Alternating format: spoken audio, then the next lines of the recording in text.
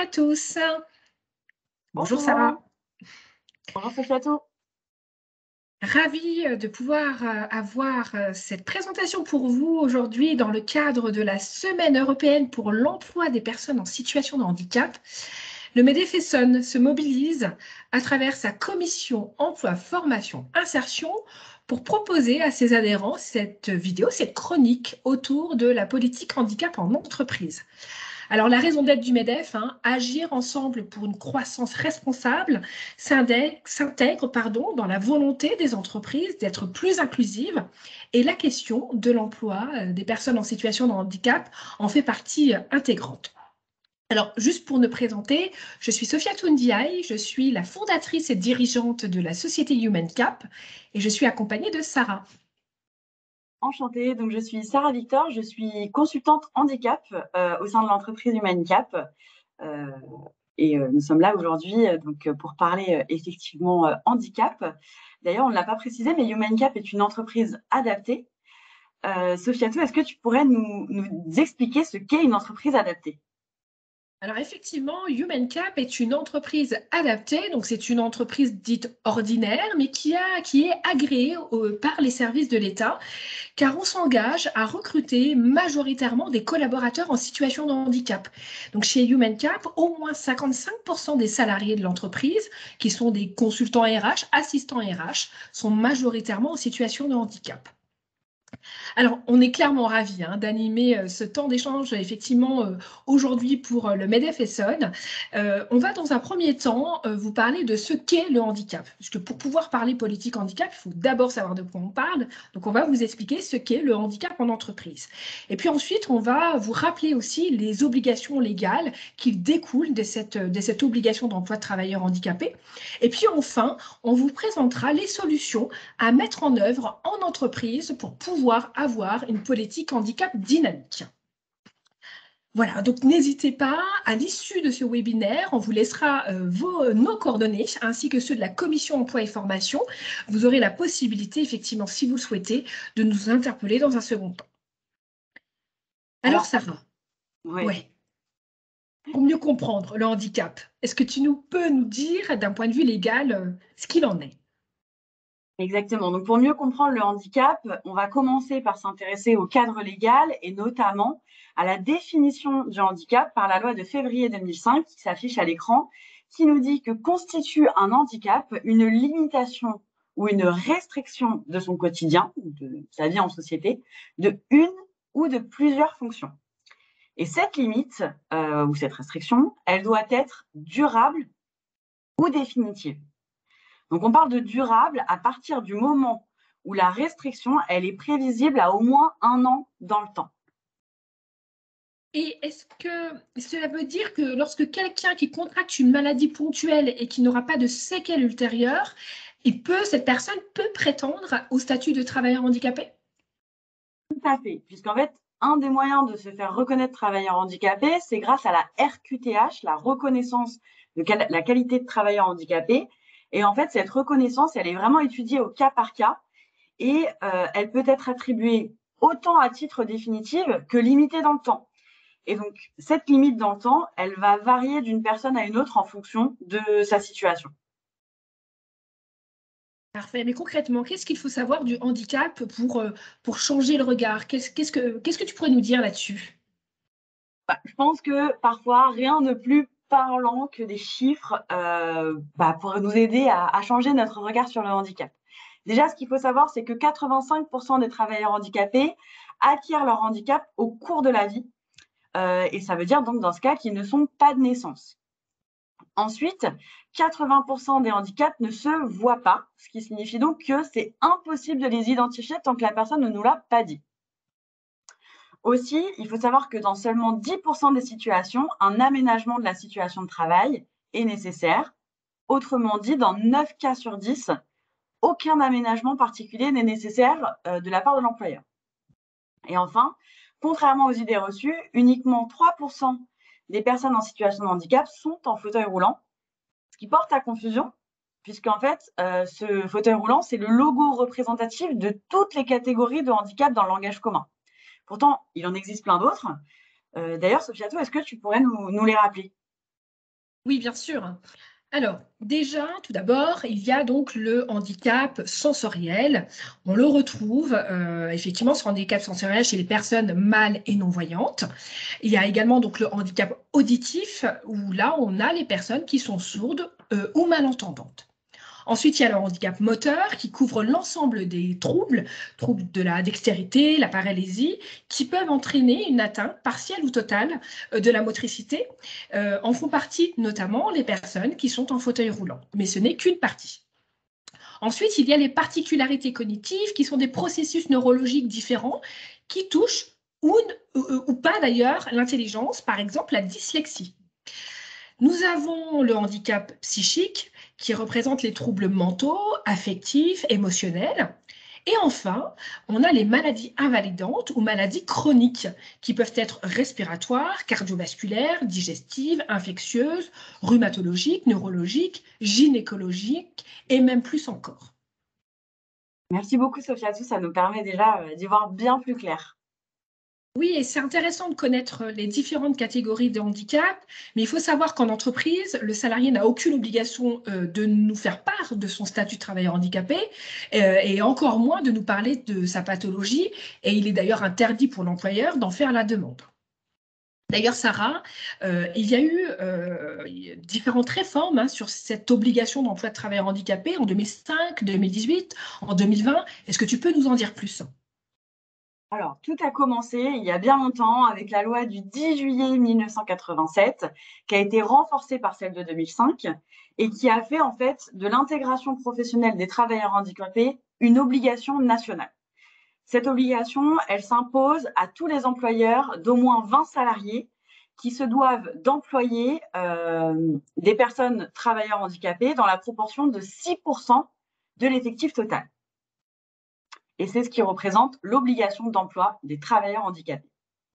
D'accord. Et ensuite, 2018, il y a donc une nouvelle législation, la loi pour la liberté de choisir son avenir professionnel, qui instaure une nouvelle étape dans cette politique handicap avec la mise en place des référents handicap. Est-ce que tu peux nous en dire plus? Oui, alors le référent handicap, lui, cette fois-ci, il est obligatoire dans toutes les entreprises de plus de 250 salariés. Lui, son rôle, ça va être d'orienter, d'informer et d'accompagner les personnes en situation de handicap. En fait, ce qu'on attend de lui, c'est que ce soit un tiers de confiance, qui soit le facilitateur et l'ambassadeur de la politique handicap en entreprise. Mais son rôle peut évoluer en fait d'une structure à une autre en fonction des missions qu'on va lui confier. Mais ceci est le strict minimum. Et légalement, le rôle a évolué le 31 mars dernier, puisque maintenant, sa présence peut être obligatoire lors d'un rendez-vous de liaison lorsque un salarié est en arrêt de plus de 30 jours. S'il demande à ce que le référent handicap soit présent, il doit l'être et il peut être aussi notamment présent pour les propositions d'aménagement de poste du salarié. Et d'ailleurs, l'année 2020 a été marquée par un renforcement de l'obligation et donc des sanctions pour les entreprises. Est-ce que tu peux nous présenter les grandes évolutions? Alors, je vais vous faire un récapitulatif parce que effectivement, en 2020, il y a plein de choses qui ont changé. Mais pour déjà y voir un peu plus clair, jusqu'ici, c'était les entreprises de plus de 20 salariés qui devaient déclarer mensuellement leurs salariés handicapés. Maintenant, ce sont toutes les entreprises, quelle que soit leur taille, même celles qui ont moins de 20 salariés, qui doivent déclarer mensuellement les personnes en situation de handicap qu'elles emploient. Par contre, attention, ce sont toujours les entreprises de plus de 20 salariés qui n'atteignent pas les 6% qui devront payer la contribution. Cette déclaration, maintenant, elle se fera via la déclaration sociale nominative, la DSN, et le recouvrement de la contribution se fera par l'URSSAF, qui reversera ensuite à la GFIP. L'obligation d'emploi, maintenant, elle n'est plus par établissement, mais par entreprise, c'est-à-dire qu'on est par sirène et non plus par sirette. Enfin, les bénéficiaires de l'obligation d'emploi sont calculés sur leur présence sur l'année et en fonction de la durée de leur contrat.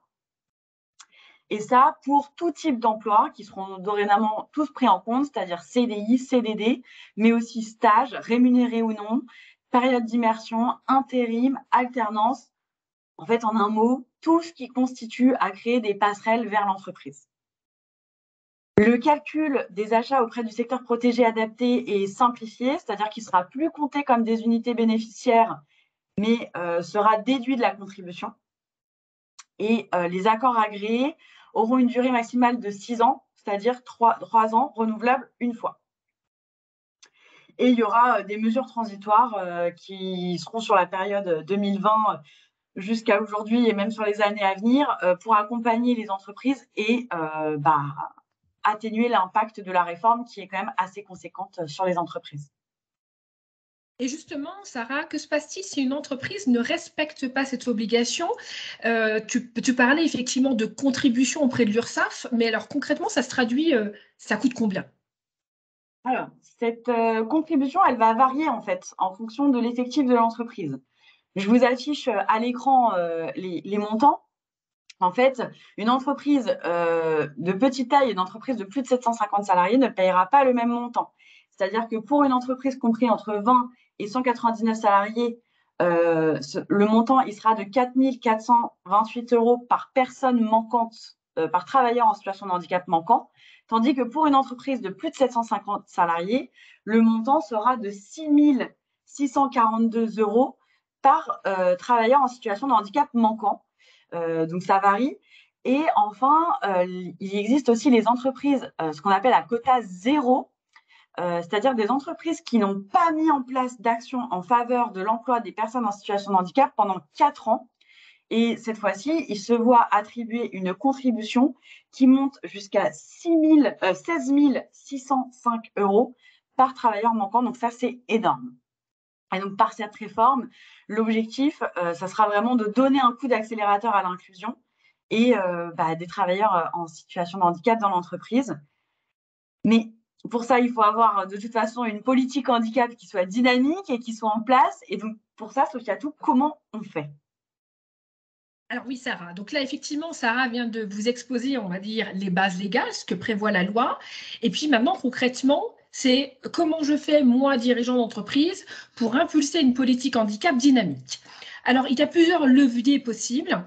Le premier levier, c'est déjà de définir une politique handicap, parce que, comme dans toute action, il faut pouvoir définir un plan d'action. Alors, en fait, en général, ce qu'on dit, c'est qu'il y a un premier diagnostic de situation à faire pour savoir d'où est-ce que vous partez. Ce diagnostic implique une intégration de toutes les parties prenantes de l'entreprise. Et d'ailleurs, dans ces parties prenantes, de qui on parle? Alors, les parties prenantes, alors souvent d'abord c'est les RH, parce que c'est souvent les RH qui vont porter en fait cette politique handicap, ce diagnostic handicap, mais ça ne peut pas se faire sans la direction de l'entreprise qui va impulser de manière générale au sein de l'entité, les managers, les élus du CSE, et puis de manière globale l'ensemble des salariés de l'entreprise. Il faut également intégrer le service achat, notamment pour l'achat auprès du secteur protégé et adapté, et le service de santé au travail. L'objectif est de savoir comment le sujet est perçu dans l'entreprise, comment les parties souhaitent s'engager et quels sont les attendus. Une fois ce diagnostic opéré, il faut définir les objectifs, les axes prioritaires sur lesquels vous souhaitez aller. Cette démarche, elle permettra ensuite de vous formaliser une feuille de route sur chaque item, à savoir par exemple le nombre de recrutements que vous souhaitez faire sur l'année, le nombre d'aménagements de postes que vous souhaitez faire, le nombre de salariés internes que vous souhaitez former. L'objectif, encore une fois, c'est d'avoir des objectifs SMART. Plus le pilotage est, plus l'objectif est SMART, plus le pilotage sera bien entendu aisé. Cette formalisation de votre engagement, de votre feuille de route, elle peut se faire de plusieurs manières. Soit une simple charte, donc ça veut dire une décision unilatérale de l'entreprise, le dirigeant s'engage, mais ça peut être aussi dans le cadre d'une convention auprès de l'AGFIP ou également un accord d'entreprise, donc c'est-à-dire négocier avec vos partenaires sociaux. Et justement, Sofiatou, est-ce que tu peux nous en dire un peu plus sur cette convention et sur l'accord agréé, mais aussi en quoi ces dispositifs sont bénéfiques pour impulser une politique handicap? Alors, il nous faudrait effectivement une journée complète pour parler des bénéfices de la convention et de l'accord, mais effectivement, pour faire très bref, la convention, c'est un contrat qui est passé entre l'entreprise et l'AGFIP avec un avis du CSE. Cette démarche, elle est intéressante pour une entreprise qui n'a mené encore aucune action en matière de politique handicap, parce qu'elle permet déjà d'amorcer votre politique handicap, de constituer une phase préparatoire à un accord d'entreprise. Ça va vous permettre effectivement de bénéficier des aides financières de l'AGFIP et puis d'avoir une aide spécifique de la GFIP pour pouvoir mener vos actions autour du recrutement, de la formation des collaborateurs, du maintien en emploi et du pilotage de manière générale. S'agissant de l'accord, comme tout accord d'entreprise, c'est soit donc un accord de branche, un accord de groupe, qui sont du coup négociés avec vos partenaires sociaux, avec les syndicats et la DRIETS. Elle oblige pour le coup l'entreprise à s'engager sur un certain nombre d'actions, notamment sur un plan d'embauche, sur un plan de maintien en emploi, mais également sur un niveau de sensibilisation dans l'entreprise et sur un engagement de pilotage. Alors, c'est un levier d'action non négligeable en termes de recrutement de salariés en situation de handicap, parce que clairement, les statistiques nous le disent, dès lors qu'une entreprise elle est sous accord, il y a une augmentation de facto du taux d'emploi de travailleurs handicapés dans l'entreprise. C'est un engagement qui est formel, qui mobilise l'ensemble du collectif de travail et les partenaires sociaux sur des objectifs précis et partagés. Vous avez aussi une liberté et une autonomie dans la gestion financière de vos actions, puisque dans le cadre d'un accord, vous ne versez plus la contribution auprès de l'URSSAF. La somme en question, vous l'investissez directement dans votre entreprise, mais vous vous engagez à la dépenser au sein de l'entreprise. À titre d'exemple, si vous avez une contribution de 400 000 euros, ces 400 000 euros ne seront pas versés à l'URSSAF. Par contre, vous devrez dépenser 400 000 euros dans l'entreprise au bénéfice de l'emploi des personnes en situation de handicap. Une fois votre politique formalisée, il faut passer concrètement à l'action. Et nous l'avons dit, Sarah, la réforme, elle a pour but de favoriser l'emploi direct des personnes en situation de handicap. Il faut donc recruter, ça c'est clair. Il faut sensibiliser. Sarah, est-ce que tu peux nous en dire plus ? Oui, alors du coup se pose la question effectivement, comment on fait pour recruter une personne en situation de handicap? Alors, une fois de plus, il y a un plan d'action à mettre en place qui commence déjà par la sensibilisation des acteurs de l'entreprise, que ce soit les managers, mais aussi le reste du collectif du travail aux enjeux du handicap. En expliquant, par exemple, les obligations de l'entreprise dont on a parlé tout à l'heure, les engagements que vous avez pris à travers, par exemple, une convention ou un accord, dont Sophia tout vient de vous parler, et puis les avantages opérationnels, et puis pourquoi pas, si jamais c'est possible, faire plus et leur proposer de suivre une formation ou une sensibilisation au recrutement inclusif et aux enjeux du handicap. Ensuite, la communication qui va aussi être importante, donc on l'a dit en interne, mais aussi en externe pour valoriser en fait votre marque employeur et attirer les candidats en situation de handicap. Si jamais vous partagez ce que vous mettez en place sur le handicap en interne, ça va permettre de donner une image d'entreprise handi-accueillante et donc permettre d'attirer plus de candidats concernés. Alors, une fois effectivement que vous avez donc sensibilisé en interne, que vous avez communiqué aussi sur vos engagements auprès de vos salariés qui, du coup, eux pourront aussi s'identifier auprès de vous, et que vous avez également communiqué auprès de vos futurs candidats, et bien ensuite, il faut aussi aller recruter via les job boards, via les plateformes. Donc, vous avez différentes possibilités, c'est-à-dire diffuser des annonces sur, par exemple, l'APEC, sur le site de Pôle emploi, sur Indeed, et sur vos annonces spécifier que vos postes sont ouverts aux personnes en situation de handicap. Mais vous pouvez aussi aller ce qu'on appelle faire du sourcing, c'est-à-dire aller sur ces mêmes outils, aller chercher des CV. Et pour ça, vous pouvez utiliser des mots-clés comme RQTH, SMS uniquement, travailleurs handicapés. Ce sont des mots-clés que les candidats vont mettre sur les CV et qui vont vous permettre, vous, d'identifier directement des candidats en situation de handicap. Bien entendu, vous pouvez également utiliser la diffusion d'annonces sur les réseaux sociaux tels que LinkedIn. On l'a dit tout à l'heure, toutes les formes de contrat peuvent vous permettre de répondre à l'obligation d'emploi. Et donc, pour ça, n'hésitez pas aussi à mobiliser vos équipes sur d'autres dispositifs que le CDI ou le CDD, comme par exemple le stage, l'alternance ou encore la PMSMP, ce qu'on appelle la période de mise en situation en milieu professionnel, qui permettent en fait d'agir concrètement pour déconstruire les préjugés et les stéréotypes autour de l'emploi des personnes en situation de handicap. Et ça de manière plus douce, parce qu'en travaillant et en étant en contact direct avec une personne concernée, on va se rendre compte que peut-être qu'on avait une image fausse de ce qu'est le handicap et qu'on en avait peur alors qu'il n'y a pas de raison de l'avoir. Par ailleurs, si jamais vous avez envie de recruter un candidat, mais qu'il n'a pas forcément toutes les compétences techniques attendues, il existe des dispositifs comme le POE ou la FPR, la formation préalable au recrutement, qui sont des bons leviers pour recruter des candidats en situation de handicap qui sont bénéficiaires de l'obligation d'emploi et qui seront ensuite qualifiés. Tout à fait. Et puis enfin, pour terminer, une dernière possibilité aussi pour mobiliser et dynamiser votre politique handicap, c'est faire appel à des partenaires et faire appel à de la sous-traitance auprès des entreprises adaptées, auprès des ESAT, auprès des établissements spécialisés dans la réadaptation professionnelle qui forment des collaborateurs en situation de handicap et qui peuvent vous proposer aussi des candidats, auprès aussi d'associations qui sont aussi des partenaires qui peuvent effectivement vous aider à dynamiser votre politique handicap. Alors, le recrutement, effectivement, il favorise l'intégration de personnes en situation de handicap dans l'entreprise en termes de nouveaux arrivants. Mais on l'a vu tout à l'heure, 80% des situations de handicap surviennent au cours de la vie. Et donc, possiblement au cours d'une carrière, finalement. Donc, il se peut qu'en tant qu'employeur, vous ayez à accompagner un salarié qui vient de découvrir sa situation de handicap et donc que vous ayez à aménager son poste de travail.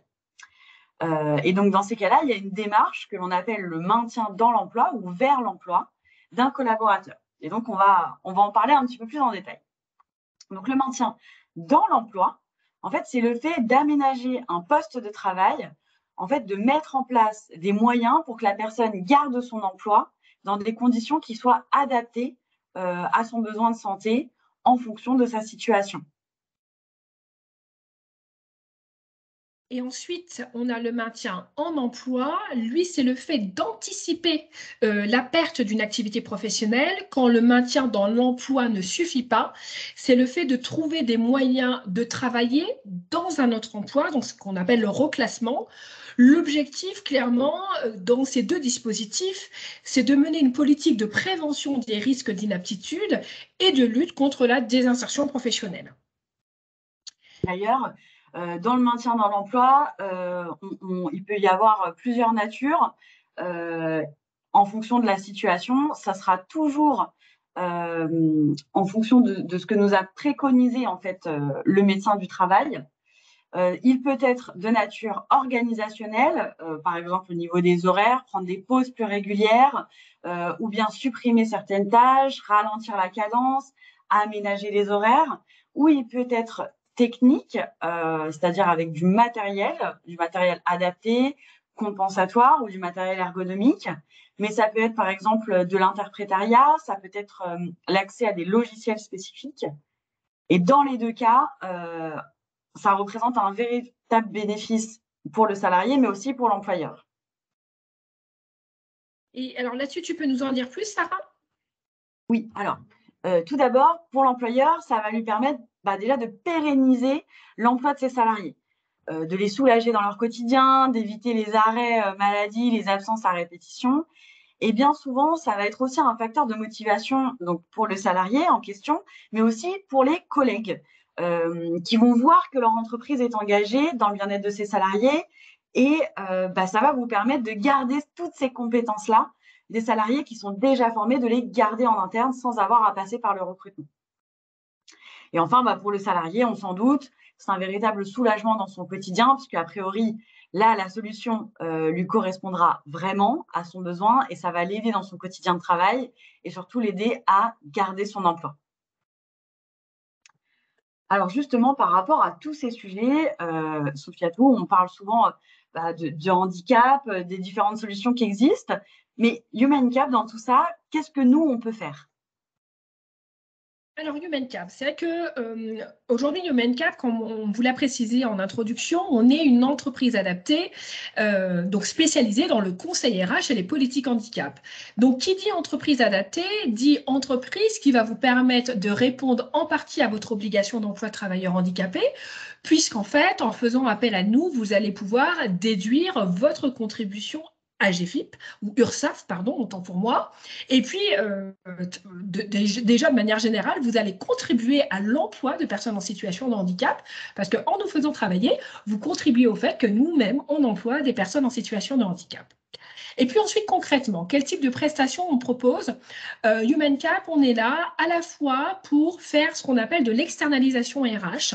Donc, on intervient en appui sur de la gestion administrative des ressources humaines, sur du recrutement, sur la mise en place de vos plans de formation, sur la mise en conformité légale par rapport à des évolutions législatives. Bref, nous sommes un service RH externalisé et à disposition de nos entreprises partenaires. Dans le cadre de cette activité, on s'adresse à la fois à des TPE, PME qui n'ont pas forcément de RH interne, mais également à des grosses PME et des grands groupes qui souhaitent sous-traiter tout ou partie de leur activité administrative RH. Deuxième activité sur laquelle on peut vous accompagner, c'est la mise en œuvre de cette fameuse politique handicap. On peut vous accompagner dans la mise en œuvre de votre diagnostic, dans la sensibilisation de vos collaborateurs, dans la formation de vos collaborateurs et dans le recrutement de collaborateurs en situation de handicap, que ce soit sur des fonctions techniques, fonctions support, administratives.